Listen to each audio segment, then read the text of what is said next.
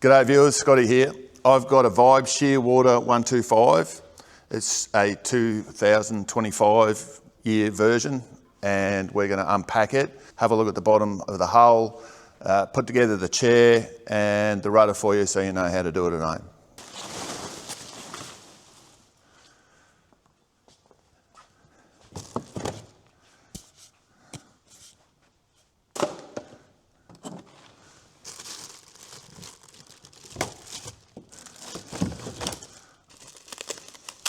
This is the rudder.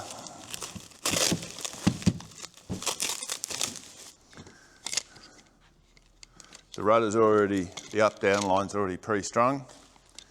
There is a plastic washer on the rudder pin and a stainless steel linch pin. Slide this guy through, the gudgeon at the back, slide the pin on and flick the ring over. Righto, so now I'm pulling the rudder line up through the cleat, and by pressing the string in, that locks the rudder in the up position. This is a ball that helps you find the rudder up and down rope. I've learnt if I make it roughly about as long as the handle here, I'll have enough slack. I'm going to get rid of this extra line in a minute. You don't need all the length. But now I've moved my stopper knot up. That should be enough. And see there, I can take some more out of that. I only need enough line to keep that ball in the same place. So I'll chop that. All right, I'll trim up this up-down cord, lightsaber on. The rudder strings are here at the back, tied up neat. These go to the foot controls, which are part of the boat up forward.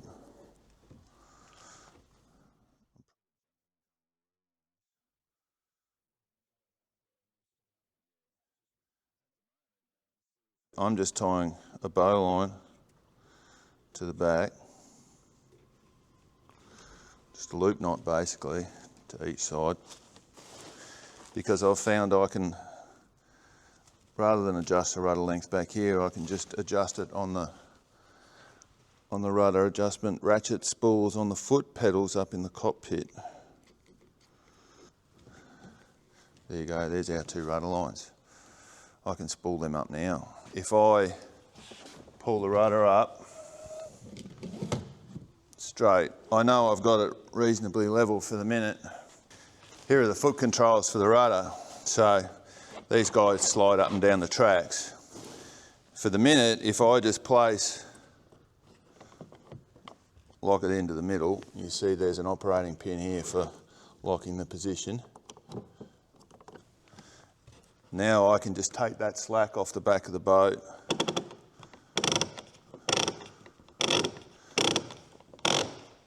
I'll wind them both up. I'll wind them both up and get them both even.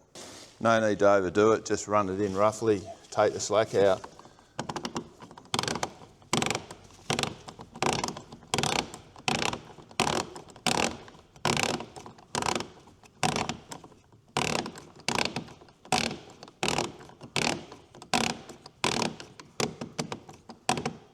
That's the rudder line done for now. You could play with that adjustment later on. If you press in the grey plate underneath, it releases the spool, so you can adjust the length of these later. So by pressing in the grey plate underneath, it releases the ratchet on the spool and you can unwind the amount of string that you've got in your rudder system. And then by this one here, ratchets up, winds up anti-clockwise, it's done. If I drop the rudder down, release that string, I now have foot control. Steering here up front. So, backrest is in the back of the kayak here. I'll undo the clips and fish it out. It's just a little bit of bubble wrap to get rid of around those ends. So, these clasp hinges are on the bottom of the backrest. They're designed to go around, grip the base of the chair, which I'll get in a sec, and click together and lock on the chair base. Here's the chair base. Now this is the trickiest part of the whole build. So, let me find. This part of the chair with the clip is the back. It sits on the bracket here. And you can see these little stoppers here on the chair frame to stop the chair from sliding backwards and forwards. So that's how I find the back pretty quick. Here are the brackets, the chair brackets that need to clamp around this part of the chair here at the back of the base. So if I swing it up,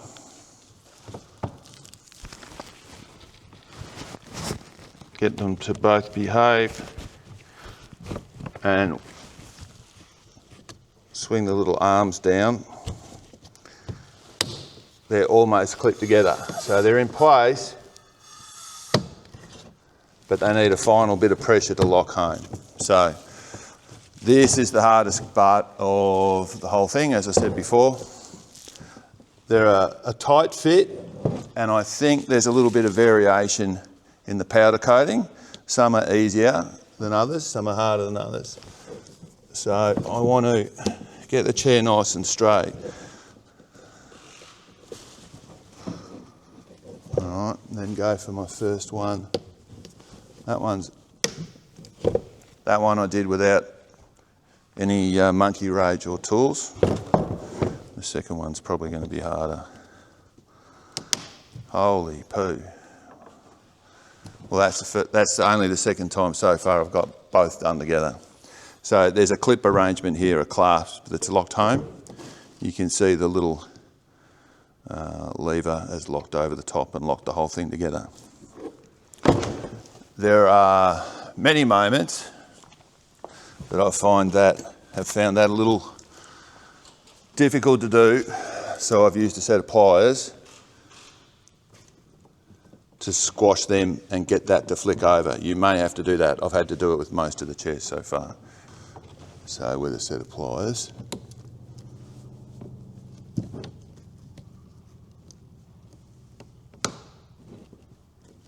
here's your seat base. This is already placed on the boat.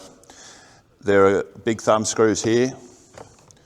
The seat base is on a track in the kayak.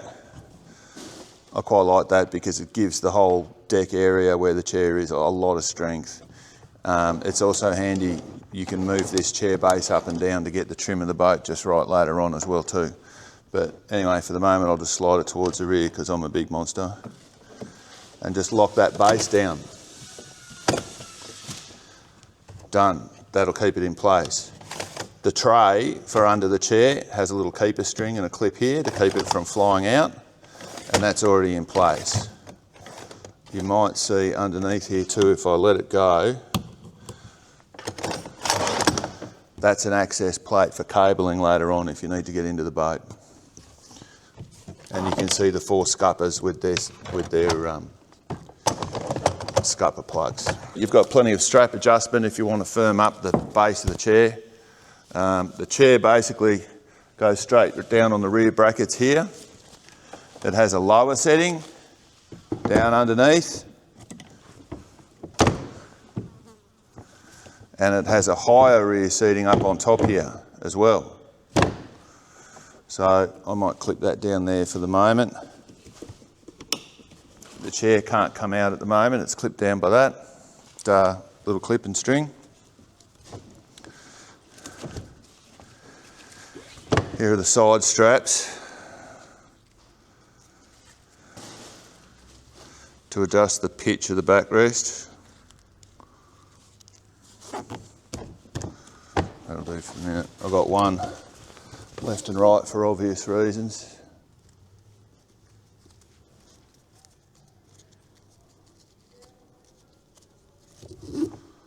Right, now more chair magic. If I flip the chair up, reach for this bracket here, I can unclip the higher seat position again. Bang, down we go. So that's your highest seat spot. And And there's our little chair clips here in the orange. I'll just flick this one into position for its first time out. And that will clip the chair home.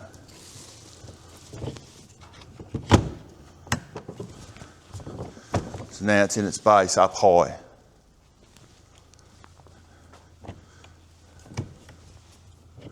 Now it's in its base lower with a flatter seat.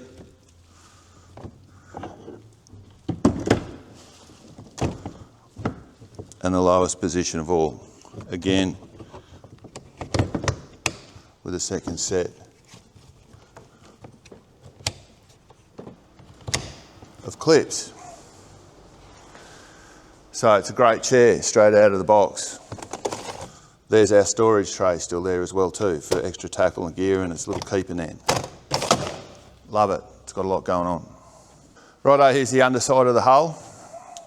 Nice knife bow. There's your scupper points. This here is the bottom of the fish finder box mount. We'll show you that later, but this is where your transducer would go. This is the bottom of the pod, and it's where your drive would come through if you've chosen a drive pack like a X-Drive or a propeller driven impulse drive. Another nice thing to note about this hull are the chines. So angles here, here, here. So this boat will not slip out of the water. It will hold, it'll track very well, especially with the knife front and the tail and keel here. So it'll hold a straight line very well, and it won't slip out from underneath your bum as easily as a very smooth bottomed hull. On the back here, these are much easier to see when the boat's upside down. These are the grab handles. This is where you can get your hand in to carry the boat at the back.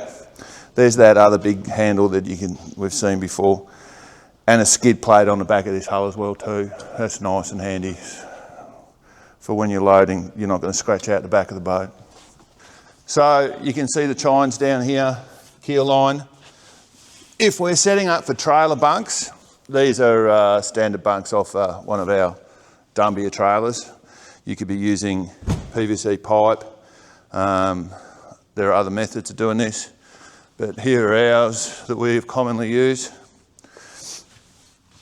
These are pine bunks with carpet covering, done by Dumbia trailers. So if I set them up here, they're actually quite close compared to a couple of our other kayaks, but they follow a nice line there. I reckon along the scuppers is the go. That's the deepest point of the hull there too.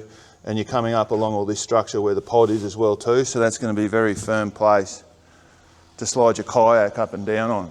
Measurement wise, so this is a common question. If I measure centre to centre of the best point, I'm looking at 27 centimetres. Well, that's actually pretty close to what we normally run for our other branded boats. Maybe angling in a little bit more at the rear. We are angling in a little bit more at the rear, and we're coming in centre to centre, 23 or 24. So there's your good trailer setup, or roof rack bars if you were putting bunks up on the roof of your vehicle. Here's the Sea-Tug rail cart. Let's check the fit. I've already adjusted this one in, but that's actually going to work quite well on the boat. Those bunks are roughly, again, near the scupper areas. They've been adjusted in. I've got 28, 27 there at the moment. But that would be a good place.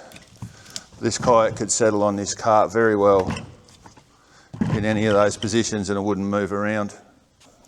Next cart we've got, this is the Kimi cart. I've optioned this one up with Trax 30 wheels. For me, these are the best in the sand. This style of wheel, pneumatic, nice and soft, rolls over river pebbles, rolls down bumps, goes up gutters nice and doesn't sink in the sand. So the Kimi cart, again, that spacing looks nice. Josh played around with it before. I'm sure we're in that zone again. He's got it spaced at about 240, 250 from the centres. It could come out a little wider, it doesn't really matter that much, but that's where your placement's going to be for that one. That's the Cedar Summit. Cedar Summit plug-in cart. Fits quite well actually. Hard wheels, not as good in the sand, but if you don't need that, this is a cheaper option that's sturdy and won't fail. So nose to tail. There's a bit to cover on this boat. There's a lot on it. Rigid bow handle up the front here. So keeper, pouch, what would you call that at the front? I don't know. Cargo tent thingy. Yeah. I don't mind these because you can stuff a dry bag or something underneath. Cargo cover. Cargo cover. Officially calling it a cargo cover. It's now a cargo cover. I really like this access point at the front. So there's no hatches up the front of this boat. Big open hatches tend to catch a few dribbles of water on most kayaks. These guys just are screwed up and sealed up, and they're available for you to run cables and wiring, whatever you want to do later. But when you're in swampy seas, they're not going to be taking water like a hatch would be. Moving along, these rubber flaps here are for organising your rod tips in. If you're putting some of your fishing rods down here, you're drifting down a river, you think you might be running in under a willow tree, you want to get your tips inside the hull and not stuck on the outside and the tips getting broke off. That's a nice little organiser there. So there's our cargo cover. I reckon I could get through life without that on at all, personally. Yeah. All right, tracks, aluminium, black anodised so that they look nice. So left and right, front and back, they're obvious features for fitting out gear. This is the fish finder pod. This comes on every Shearwater. You don't, it's not optional, comes with the boat. So we were looking at the bottom of this earlier when we had the boat upside down. You can mount a transducer on the bottom of this pod, run the cable up the V here and sneak it into the little container here, fit a battery inside, and we can cable this up and mount your fish finder head on the top. That means your fish finder, power source and transducer are all in one unit that can come and go from the boat by just flicking it in and out. Done and done. We'll show you a fitted one out later on or in another vid. There's those rudder foot pedals that I fit before. We've got scupper points up and down the boat for drainage and scupper plugs to go with them. They're in various places up and down the hull. Righto, here we open up these cams and we can see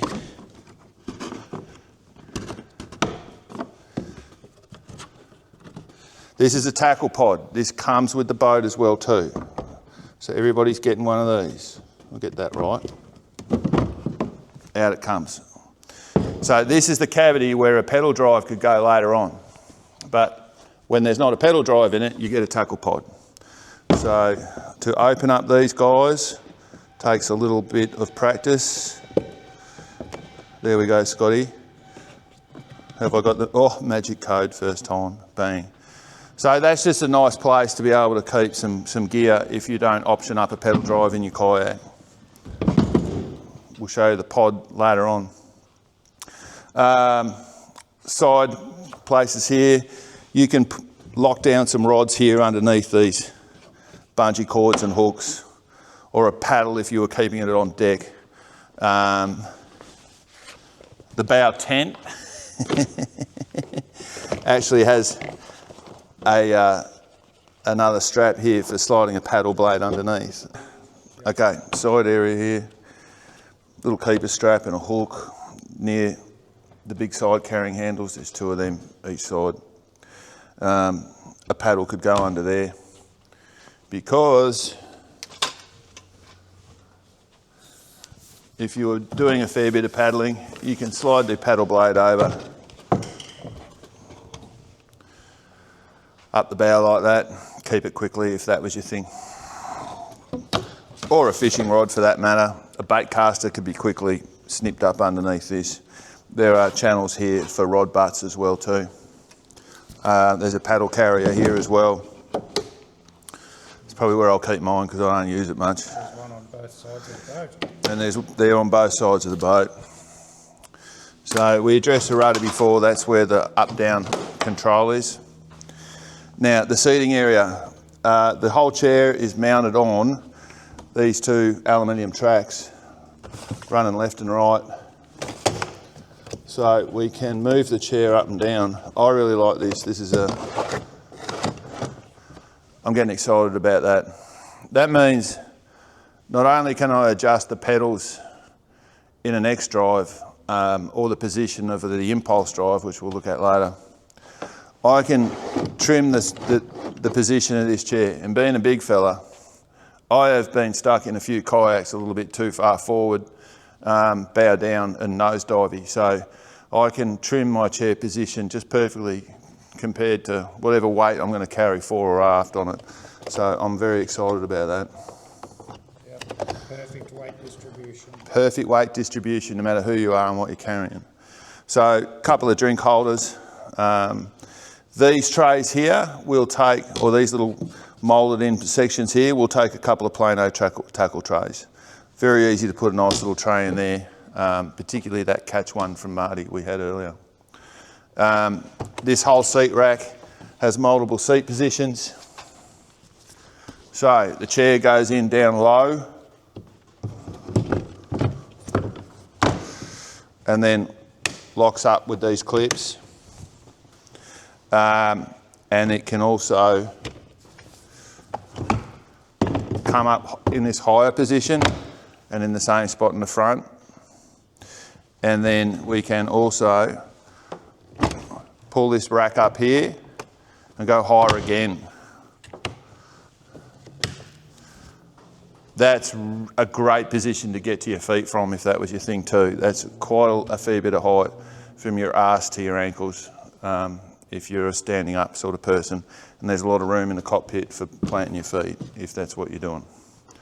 Nice vantage point to be looking into the water and under snags and things too. So all good features. Another point, rod holders here at the back, two off both sides. That means I'm not fitting aftermarket pipes to fit multiples in. For me, 3 rods and a landing net go straight in and there's nothing for me to do. There's more track here at the back, left and right too. So the track here is handy for lights, any other aftermarket stuff you might be carrying. I really like the clips. They're a little different to what we're used to. See, they're a square clip on the bungees here. They're for grabbing onto your crates. So they're going to fit a lot of different crates. Hobie crates, yak attack crates, milk crates, whatever your crate thing is. More scupper plugs in the tray for drainage and our third access plate. So one at the front, one in the middle, one at the back, running cables, life's good. Moving further back, power, pole, fitment, spacing, brass bushes, threaded brass bushes inserted into the back. So both left and right. If you really like micro power poles, you could have 2 on this boat. One there, one there. As we know, a lot of motors are now using that fitment as well too. So this is a handy area for you to lock down anything like that and make it structurally sound. The fittings are already in place for you to do it. Happy days. Rudder blade. So the particular mechanism here, when you pull on the string, it comes up and lands itself on the deck. So it's very much away from the rear of the boat if you're loading and out of harm's way. This little plate here on the bottom comes away too, and there is a cutout and hole. Holes are pre-drilled for it.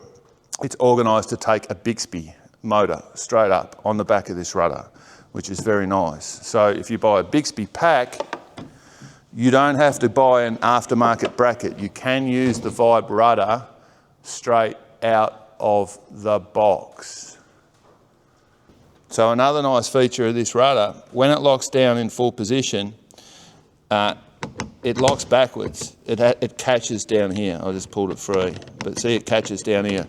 If you put your Bixby in reverse, the rudder blade will hold, so you can use reverse function on the Bixby without pulling the rudder back up out of the water. All right, if you order a drive kit to go with your Shearwater, you're going to get a steering handle kit that as part of that pack.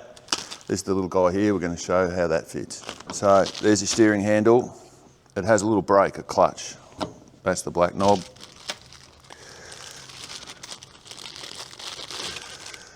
Two steering lines wrapped up there. And some fittings. So these little self-tappers are for the back of your rudder to wind the strings on. I'll show you how they work later. This little bush is for the center pin here. And for the Shearwater, we want the longer screw. This one's for other boats, that's surplus. So these are the bits we're going to work with right here. Right. First thing, get the handle, the black handle off. Now I've got access to the center part of the steering cam. So I'm going to tie the strings on this first.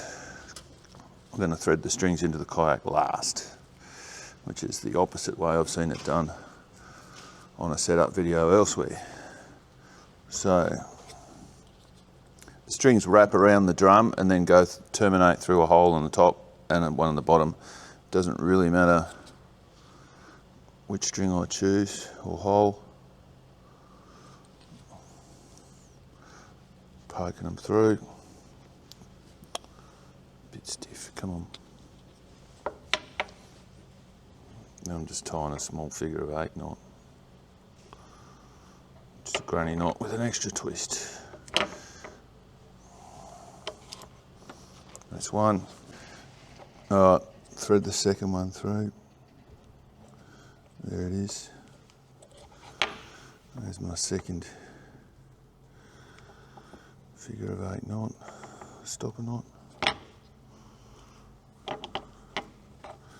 And there they are, both set. Got the bush.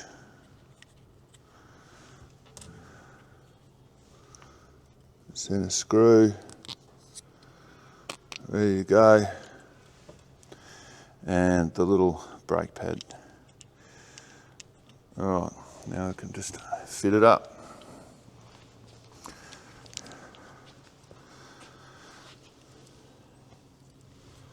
I'm holding the brake pad, attempting to hold the brake pad in place, and it wants to leap out.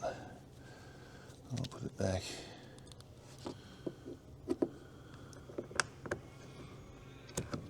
Got him, captive.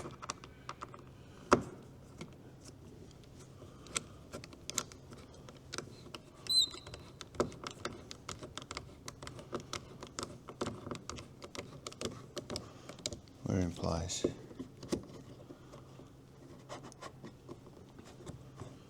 That little bugger's in place. Yep. There's our 2 strings. Right. So, we can now wrap the strings around the steering cam in opposite directions and then feed them back in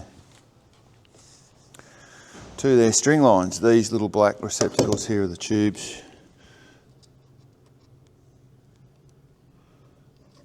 And they feed all the way back to the back of the boat. And there it goes. Yep. That's one.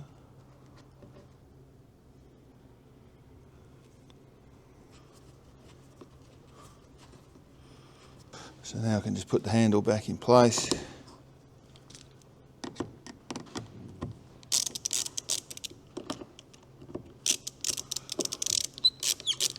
That's it. So that is a brake for the steering handle. If you wanted to lock the steering handle straight, you could just screw that down. It tensions up that little foam brake pad on the inside and locks the steering handle up. So it's just a little stiffness control for the whole thing. Now, strings are out the back. The little black tubes on that side match the black tubes on the back. The clear tubes on the right hand side meet they're the ends of the clear tubes on the back of the boat here. So you can run the steering left or right. Now I've already got the foot steering in place. I'm going to do away with that now because I'm going to turn this boat into a pedal kayak. I've found if I try to run the steering on the foot pedals and attach to the handle at the same time, there are 4 steering strings working in the system and it just becomes a lot stiffer and harder to use. You don't really need to string up every rudder option, you really just need to pick one. So now that I'm going to put a drive pod in this boat, I am choosing left-handed steering and I'm going to delete the rudder steering on the foot pedals. I'm going to remove my original foot ones. These are little self-tappers that came with the rudder kit too. They can be used for clamping down on rudder string for adjustment here if you choose. You could just tie knots or you could just use these and put them in. They'll screw into the receptacles here.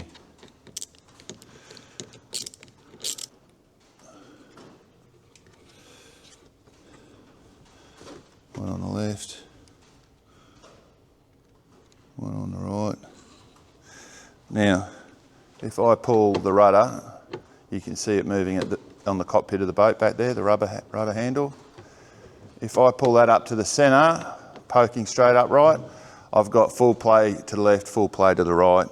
And now if I just wrap these rudder strings up with the rudder centred, I know I've basically got it locked up where I want it. Couple wraps around the screw, lock it down tight, not too tight, but just take the slack out and lock it down. That is it. The rest of this string can be trimmed, wrapped around the arm here if you like, just to keep it as spare.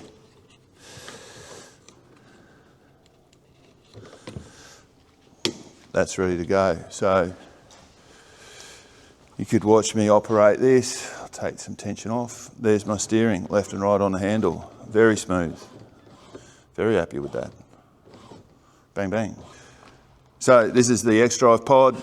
It's going to replace the tackle pod which comes in every boat as standard. So if I unlock the cams here, I can pull the tackle pod free.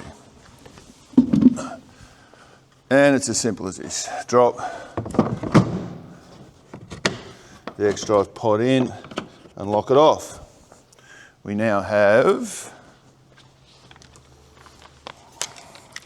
a fin-friendly kayak for the X-Drive, and other brands of fin drives it will take as well too. So lock that home, follow the bouncing ball, it's in. So the latches lock over it when it finds its right spot. In, out. This is the impulse drive pod. So same thing, different style of drive. In the pod goes, lock down the cams, grab yourself a propeller impulse drive that we've prepared earlier and drop it in place. Locked home. So that can be positioned on the pod for your leg length. These little tabs tighten it up, screw it down into your preferred position and lock it off. There you go. Now you've got forward and instant reverse. Everyone loves instant reverse. Oh, instant reverse, buddy. There you go. Forwards and now reverse. So this style great for any of those structure fishermen looking to work around trees and snags and that sort of thing. Bass, cod, yellers, trout guys, whatever. So easy peasy. Comes out like so. Pull the drive back and free. Get the prop in just the right spot and out it comes. Otherwise you can just take the whole pod out if you want.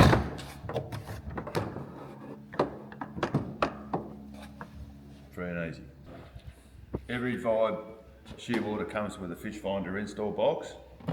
This is it here. These rubber tabs hold it in. It slots right through the boat. You can attach a transducer to the bottom, put your cabling and battery inside, and mount your fish finder head unit on top. And it just so happens I have one here prepared earlier. This is a Garmin 7 striker with side imaging. The transducer went straight down to the screw points on the bottom without any extra effort. The cable runs up here for the transducer along this V. I've put a cable entry point into the top of the box and fitted a ram mount on there to take the head unit. So it just slots in. That is it. Done. That transducer is now through to the bottom of the kayak, and here's our head unit on top. Beep. Up she goes. Inside of that box, I have an FPV 17 amp battery with a quick connect and a fuse. Real easy. Show us how easy it comes out. Well, let's see how easy it comes out, Scotty. All right, undo the tabs, pull it free. Fish finder out, done.